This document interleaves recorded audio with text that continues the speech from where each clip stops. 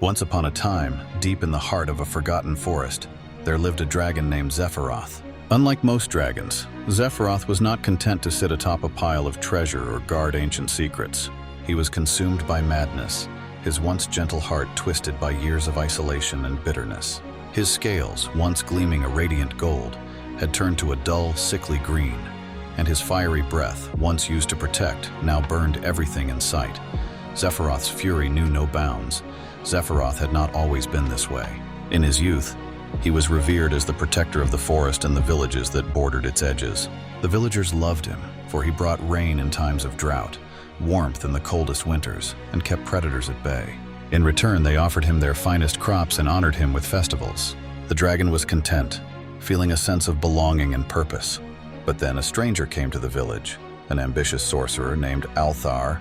He coveted the dragon's power and saw an opportunity to claim it for himself. Under the guise of friendship, Althar tricked Zepharoth, casting a spell that slowly began to corrupt his mind.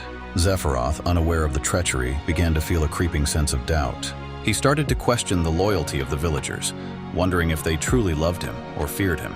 Over time, these doubts grew into paranoia, and the dragon began to isolate himself in his mountain lair. As the years passed, Zepharoth's madness deepened. He no longer left his cave to help the villagers. Instead, he watched from a distance, convinced they plotted against him. His once benevolent nature turned to suspicion and anger. The villagers, confused and saddened by his withdrawal, still sent offerings, hoping to rekindle the bond they once had. But Zepharoth saw their gifts as bribes and insults. One fateful day, consumed by rage, he flew down from his mountain and unleashed his fury on the village, burning homes and fields, destroying the very people he once protected. The villagers were heartbroken. They had no choice but to flee, abandoning the land they had known for generations. Word of the mad dragon spread far and wide, and soon, no one dared to venture near the forest.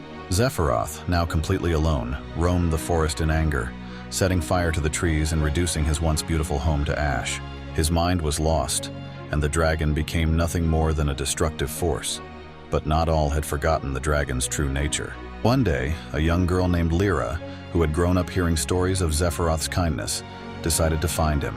Her village, far from the forest, had never experienced his wrath, and she believed that deep down, the dragon could be saved. Armed with nothing but her courage and a heart full of hope, Lira set out on her journey. After many days, she finally found Zepharoth in the ruins of his lair.